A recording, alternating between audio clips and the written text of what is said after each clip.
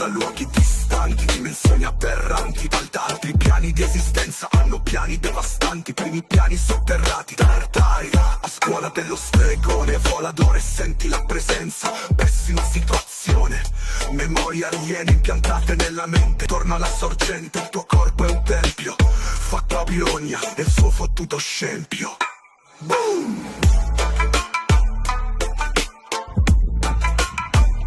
Shiva.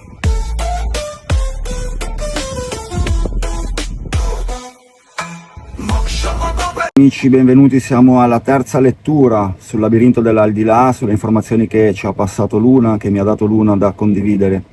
Abbiamo già fatto 2 letture sulle sue incredibili informazioni e un'intervista, ne seguirà un'altra intervista. Oggi leggiamo dai suoi scritti, dal libro che sta a pubblicare, l'esperienza di Ryan. Ricordo che loro hanno fatto un'esperienza in doppio cieco, cioè quello che ha visto Luna, quello che ha descritto Luna viene descritto anche da una seconda persona, Ryan. Ricordo che quello che stiamo facendo sì, ha avuto, diciamo, molte visualizzazioni, ma non il risalto che merita. Di questo, di particolarmente questo, dovrebbero occuparsene tutti quei canali che si occupano di esoterismo, di spiritualità e di queste tematiche. Purtroppo negli altri canali, da quello che io vedo e capisco, si cerca di, insomma, tirare avanti, parlare un po' di quello che serve, così per tirare avanti. Non c'è una vera volontà di uscire dal samsara. D'altronde basta vedere i nomi, il nome che ci si dà, questo qua è Operation Moksha, operazione usciamo dal samsara, per cui questa qua è la nostra situazione. Andremo avanti per la nostra strada, pur sottolineando che queste sono esperienze soggettive avute da Luna, avute in questo caso poi da Ryan, ma che descrivono quello che chiaramente si può sperimentare nell'aldilà a diversi gradi di consapevolezza, a diversi gradi di preparazione. Chi non capisce che la vita è una preparazione alla morte, chi non capisce che cosa è letteralmente la vita, e ossia non si gode, non sperimenta, non arriva fino in fondo dentro la vita, non ha nessuna speranza di vedersela nell'aldilà. Abbiamo il libro tibetano dei morti, abbiamo le lamine orfiche, abbiamo i misteri eleusini, abbiamo tante tradizioni, il libro dei morti egizi, abbiamo tante tradizioni che si occupano di cercare di strutturare l'aldilà, perché è una nostra emanazione e quindi è una nostra preparazione, una preparazione che deve essere assolutamente fatta da tutti coloro che hanno l'ambizione di sottrarsi dal ciclo criminale delle reincarnazioni, dal reset criminale della memoria, e di proseguire la propria esperienza in un luogo un po' meglio di questo. Poi si parla molto di ritornare alla fonte, tutti vogliono ritornare alla fonte perché sono stanchi, perché sono stufi, perché sono qua da 8.000 miliardi di vite e non ne possono più. Ma io sinceramente ritornare alla fonte a farmi 2 balle così nel brodo primordiale non è che sia questa la mia ambizione. Magari ci tornerai così, una settimana in vacanza, però sinceramente non voglio assolutamente esperire l'eternità all'interno del nulla, della vacuità e del silenzio totale. Vorrei poter scegliere o poter risuonare con delle simulazioni un po' più leali di questa, una simulazione in cui tu entri, non dico che hai tutto il libretto di istruzioni, tutto quello che devi fare, c'è il tuo dharma scritto e tutto quanto, però insomma che hai il vago ricordo di esserci entrato, che hai la vaga sensazione di che cosa dovrebbe essere fatto, e così anche gli altri, in maniera di vivere, diciamo, in una circostanza normale. Le circostanze assolutamente anormali, assolutamente atroci, brutali, assurde, infernali che stiamo sperimentando qui, sinceramente le potrei anche ripetermi, cioè lo potrei anche ripetere anche tante volte, sempre con la consapevolezza di avere scelto di entrare, quando ho scelto di entrare, dove ero prima, perlomeno il vago ricordo, non proprio, diciamo, un film dell'eternità passata, ma un vago ricordo, non come qua che entri che sei completamente frizzato, ipnotizzato nella più completa amnesia. Ecco, questo credo che sia insopportabile. Poi le circostanze che capitano nella vita, il fatto che esista una predazione aliena, demoniaca, di entità, di gerarchie, di entità, va benissimo, credo che vada benissimo, credo che renda il gioco interessante, renda il gioco appassionante, un'avventura, chiaro, un bel gioco. Però non è possibile che loro sappiano tutto di te e tu non sappia nulla di loro. Questo è sleale. Bisognerebbe, insomma,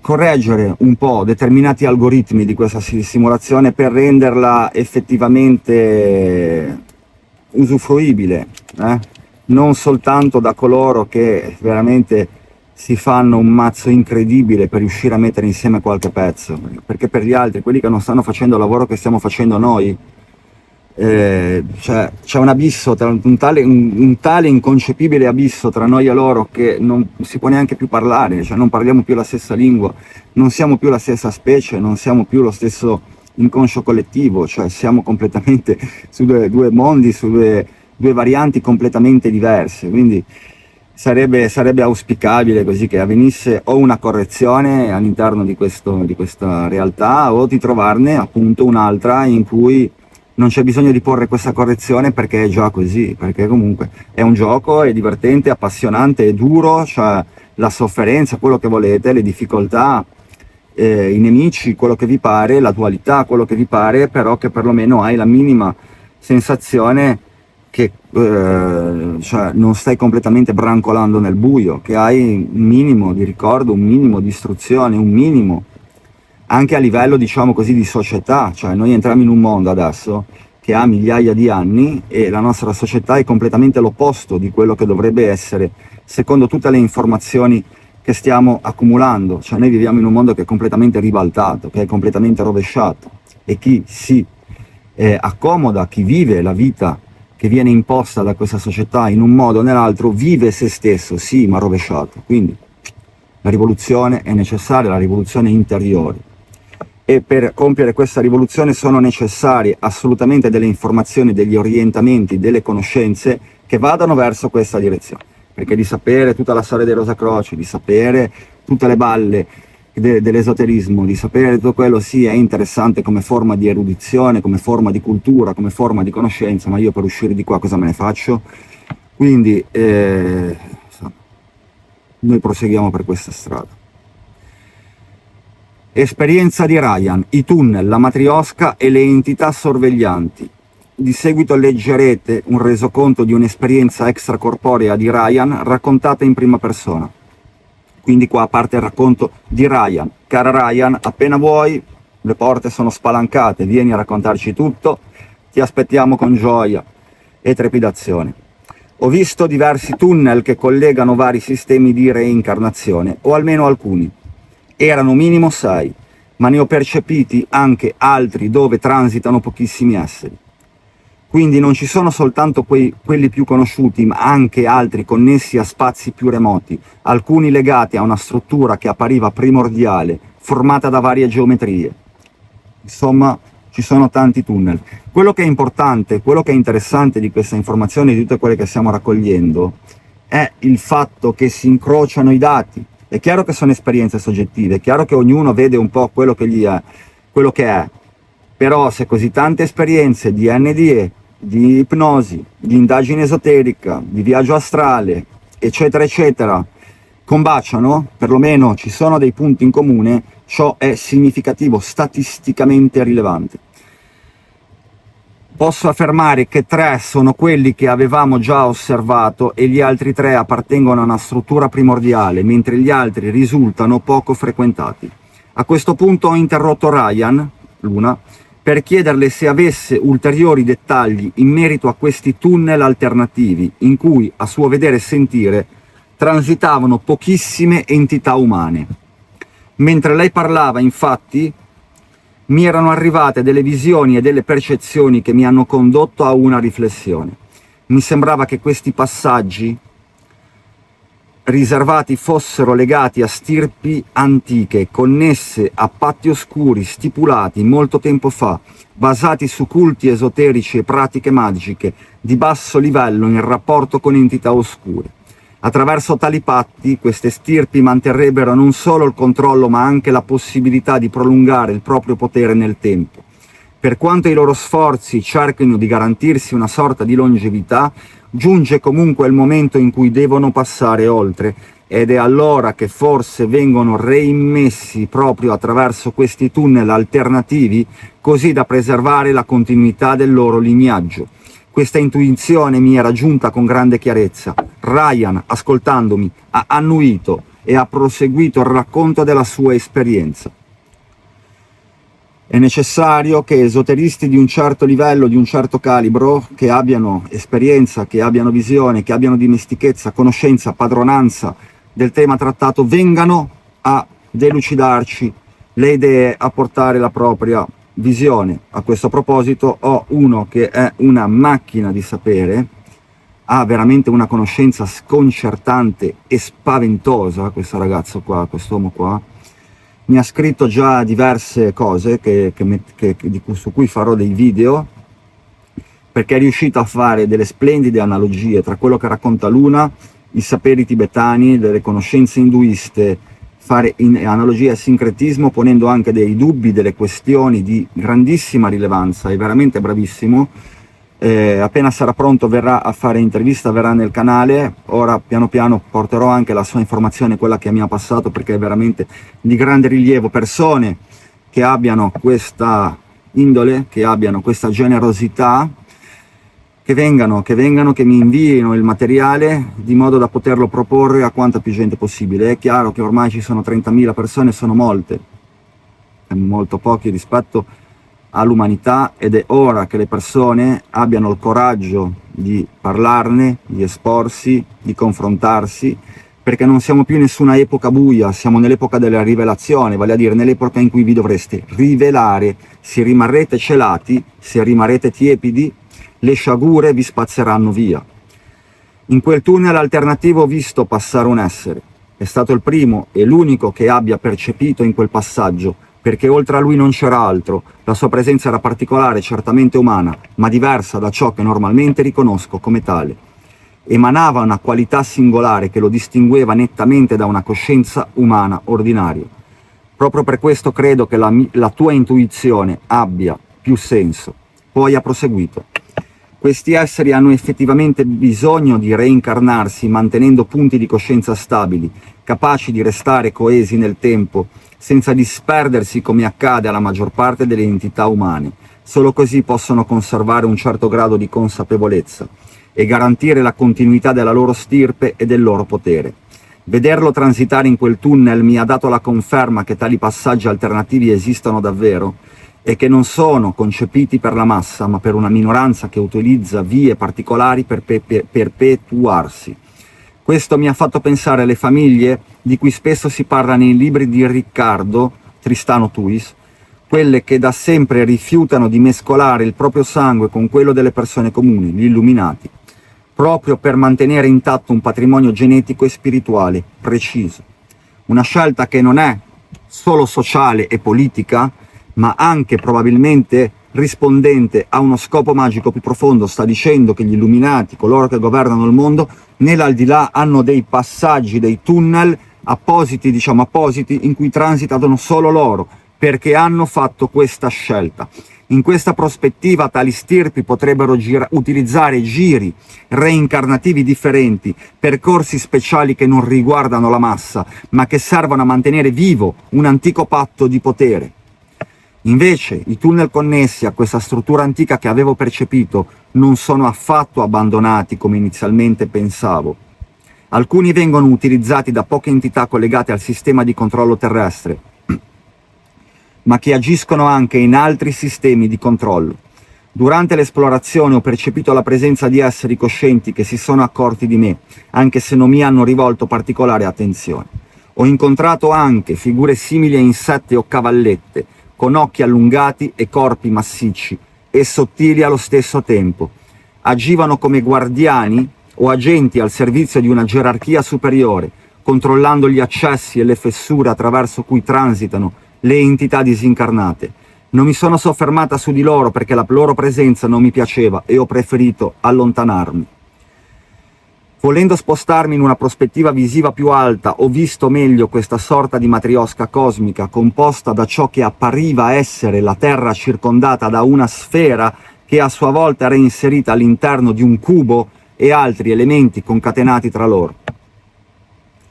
L'immagine mi è apparsa come un archetipo, un simbolo che custodisce un messaggio da comprendere, forse la rappresentazione di una struttura energetica primordiale.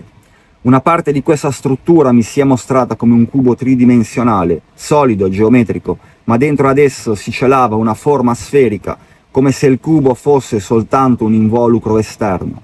Ho compreso che i tunnel hanno una funzione precisa nel contesto del controllo terrestre, servono a rendere il passaggio meno traumatico, quasi non violento, ma non sono indispensabili, poiché esistono altri modi per essere prelevati senza attraversarli. In un secondo momento ho anche capito che ciò che avevo chiamato tunnel non lo erano in senso stretto. Non si trattava di corridoi lineari, ma di varchi, di squarci che si aprono dentro il sistema come una catena di aperture energetiche. Questa nuova comprensione ha illuminato meglio le mie percezioni iniziali, dando coerenza a ciò che avevo visto.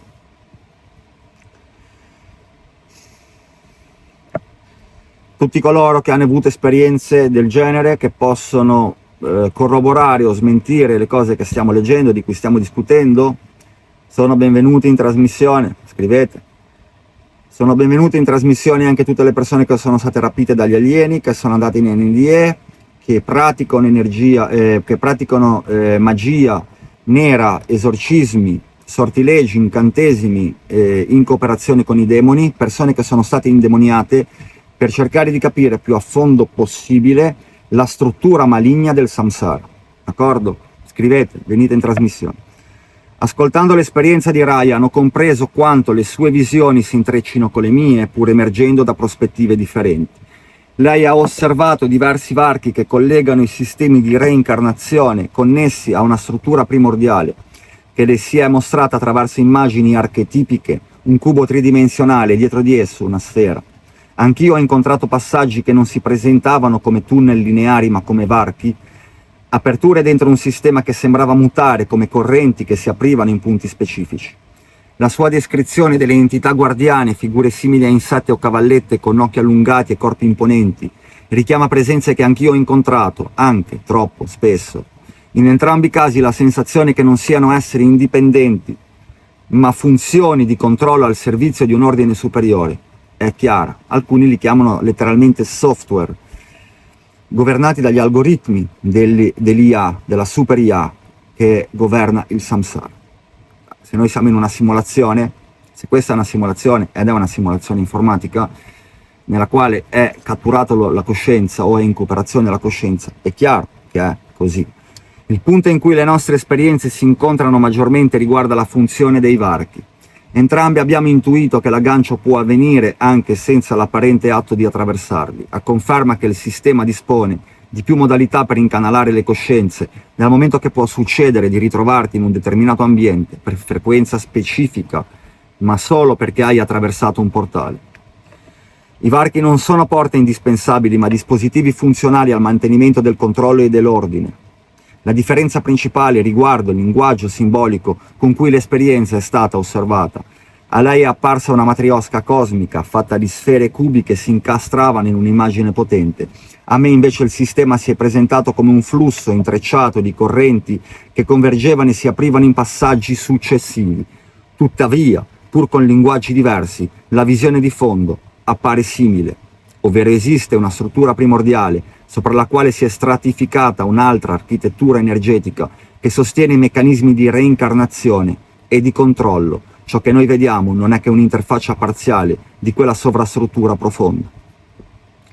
L'impianto archetipico notato da Ryan, tuttavia, riporta un nuovo dato, ed entrando in risonanza con questa visione, ho sentito che ciò che lei ha osservato come sfere cubo non è assolutamente casuale. A mio avviso la sfera rappresenta la struttura originaria, il nucleo non manipolato, mentre il cubo è una sovrastruttura introdotta in un secondo tempo e funzionale al sistema di controllo. La sfera è parte dell'ordine naturale, è un simbolo di totalità, di movimento fluido, di continuità non spezzata. È la forma dell'integrità originaria, in cui la coscienza può scorrere senza angoli né resistenze. Il cubo invece non appartiene a quella geometria, piuttosto può rappresentare una griglia installata intorno alla sfera per bloccarne la libertà, imponendo rigidità e compartimentazione. Dove la sfera esprime armonia, il cubo rappresenta costrizione, dove la sfera offre un contenitore fluido, il cubo diventa gabbia artificiale. Cubo di Saturno, ci avrete già pensato mentre leggo, credo. Quello che Ryan ha percepito come un cubo che nasconde la sfera è dunque il simbolo di questa realtà, il nucleo originario imprigionato dentro un involucro innaturale, ma questo non significa che la sfera sia scomparsa. La sua presenza resta intatta, anche se velata dalla maschera geometrica del cubo. Questo confronto tra le nostre esperienze mi ha aiutato a disegnare un quadro più ampio, il suo sguardo ha colto la geometria, il mio ha riconosciuto la dinamica. Insieme questi due tasselli rivelano che esiste un nucleo primordiale, che nessuna sovrastruttura può cancellare del tutto. Esperienze nel varco oscuro. Ryan.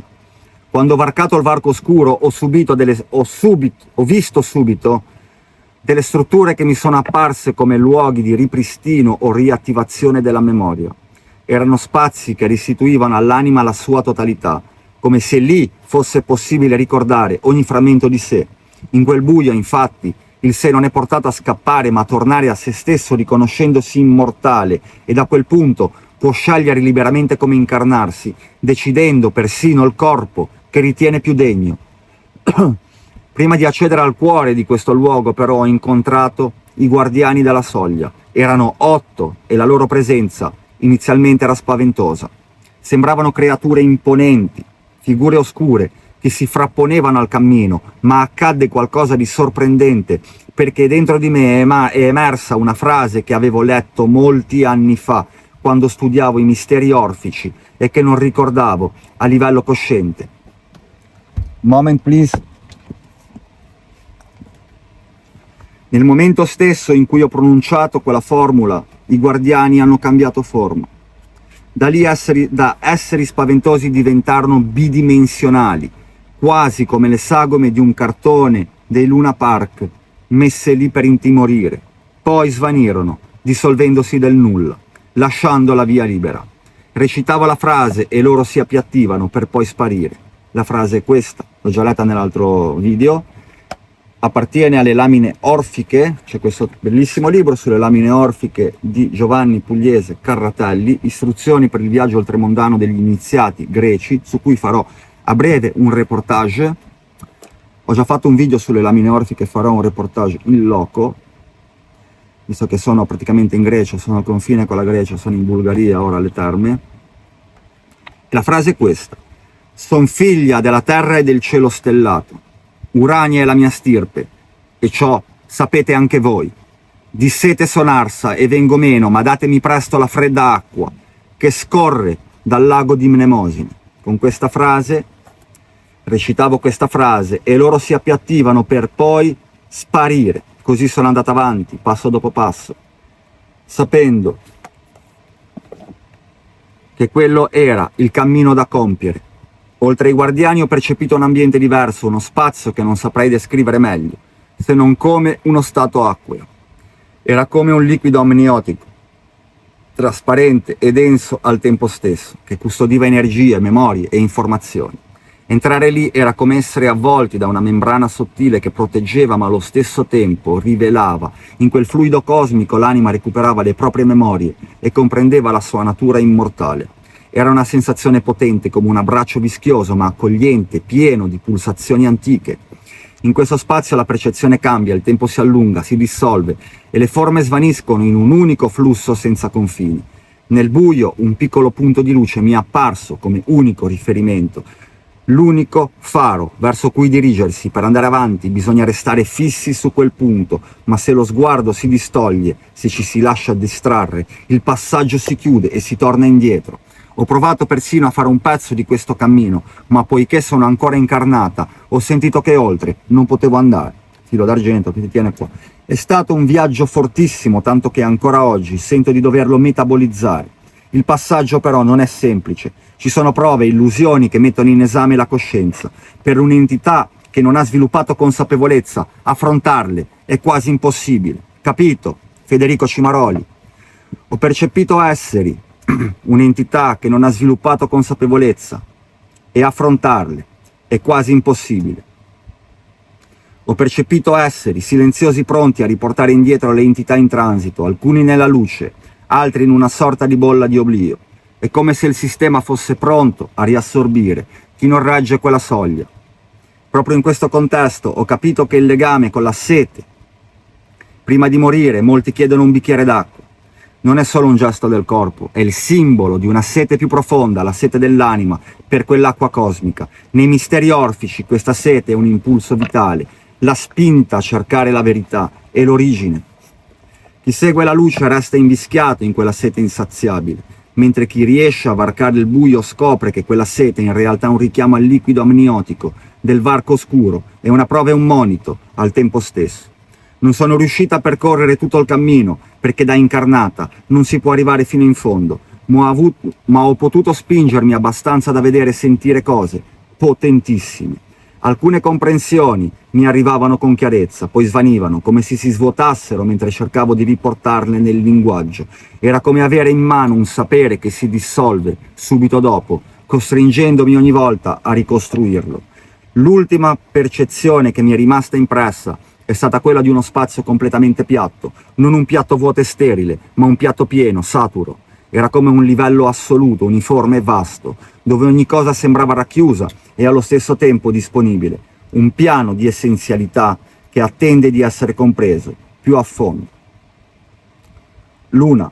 Quando ho attraversato il varco oscuro non ho incontrato alcun guardiano. Questo mi ha fatto pensare che forse ciò dipendeva dal fatto che quella prova l'avevo già affrontata in un'altra occasione, in effetti ce ne ha parlato, anche se allora sentivo di non poter andare oltre. E c'è un estratto che ora leggo. In questo passaggio invece il cammino mi si è aperto senza ostacoli, la soglia era già libera, pronta a livellarsi. L'estratto è questo, estratto da Camminando tra dimensioni parallele, il primo libro che hanno scritto lei e Riccardo Tristano Tuis. Mi ritrovai proiettata in un ambiente di luce inizialmente adimensionale e in ciò che potrebbe essere definito il suo fondo. Scorsi una sorta di varco al cui interno si trovava il vuoto, l'ignoto. Ne ero profondamente attratta, ma appena formulai il pensiero di avvicinarmi, l'ambiente cambiò. Si manifestò improvvisamente davanti a me un'enorme e altissima scalinata, al cui apice quasi piramidale si trovava il varco. Non feci a tempo ad accennare un movimento verso il primo gradino, che mi si manifestò davanti la proiezione di ciò che può essere definito il mio ideale fisico di bellezza maschile. Era davvero bellissimo, alto, con un fisico perfetto, profondi occhi blu, capelli ben tagliati ma lunghi e dai lineamenti affascinanti, cui l'ideale era talmente perfetto da mettere soggezione. Sul momento mi bloccai, ma nel profondo capii che la proiezione aveva lo scopo di emozionarmi e intimidirmi. Quindi restai in attesa per capire cosa volesse quell'essere da me. Subito dopo, colui che stava proiettando queste immagini, evidentemente creata ad hoc, dichiarò con un atteggiamento perentorio e dominante di essere Dio, quello a cui avrei dovuto inginocchiarmi. Mentre dichiarava ciò con tronfia ostentazione, la sua immagine diventava sempre più grande, con evidenti scopi egemonici.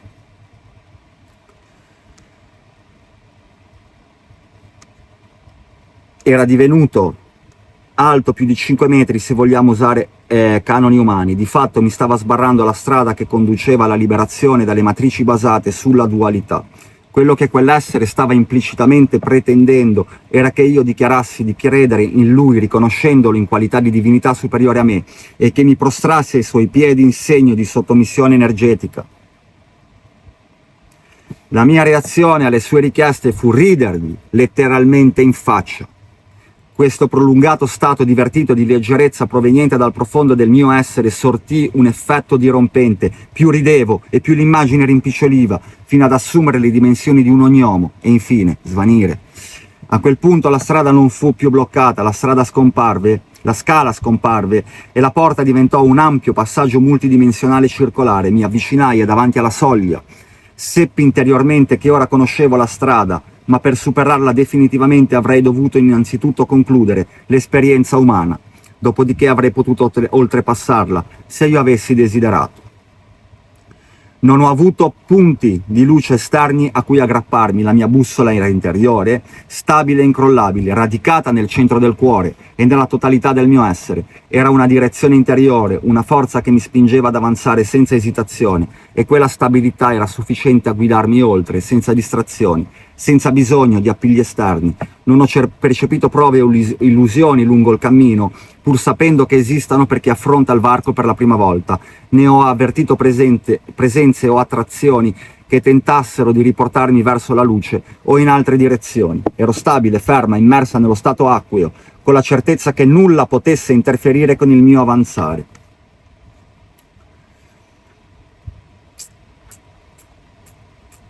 La sensazione dominante era quella di essere accolta e nutrita. Soltanto dopo ho collegato quell'esperienza al simbolismo della sete e della fonte che la placa, già codificato nei miti e nelle tradizioni iniziatiche. In quel momento, tuttavia, non percepivo mancanza o bisogno, ma pienezza, come se fossi immersa in un oceano che colmava ogni vuoto. Nell'esperienza mi sono sentita travolgere da correnti vaste e dense, come onde che portavano con sé i simboli e rivelazioni. Erano così dense e compresse da travolgermi, tanto che in quegli istanti non riuscivo a comprendere appieno o a srotolarle. Sembravano colpirmi tutte insieme, come una corrente che si attraversa, senza lasciarti il tempo di distinguere i dettagli. Solo nel tempo, e tornando più volte in quello stato, sia fuori dal corpo, sia in proiezione di coscienza, molte di quelle comprensioni hanno iniziato ad affiorare, a volte nei modi più inattesi, altre in lampi di intuizioni improvvise. È come se il varco non consegnasse una conoscenza pronta e ordinata, ma depositasse semi che poi si schiudono gradualmente. In esperienze successive ho anche individuato una possibilità particolare, una backdoor. L'attraversamento del ponte nel buio richiede totale e assoluta presenza, che va mantenuta con fermezza fino alla fine. Il rischio di lasciarsi prendere da un attimo di indecisione esiste, e se questo accade, da lì si è costretti a rientrare nella carne. Proprio in quel ritorno però può avvenire qualcosa di raro e prezioso, perché da qui si possono trasportare memorie, talenti e conoscenze che sembravano perduti, imprimendoli direttamente nel DNA, come se fossero sempre stati parti di noi. Questa trasmissione metafisica avviene sempre secondo il principio di risonanza, orientata al compimento, e attraverso di essa il rientro si configura come un'anomalia nel sistema, un passaggio che non segue i protocolli ordinari, ma li oltrepassa. Esiste quindi una strada sicura, ma che non si può oltrepassare soltanto camminando su un ponte di consapevolezza interiore fermo e incrollabile. È un cammino nel buio, oscuro e senza immagini, dove l'unica bussola sei tu centrato, nel tuo cuore. Muy bien, muy bien. Ringraziamo ancora una volta Luna per la strepitosa, incredibile informazione che ci ha portato. Come vedete, le informazioni di Luna combaciano con molte conoscenze rivelate nel Bardo Todol, con le conoscenze rivelate nelle tavole, nelle lamine orfiche, con conoscenze rivelate in altre tradizioni. Stiamo andando nella giusta direzione, stiamo facendo proprio bye bye alle persone che non stanno prendendo questo cammino. Io mi rendo conto che questa è una circostanza del tutto anomala, anormale, e non posso fare a meno di ribadirla tutte le volte.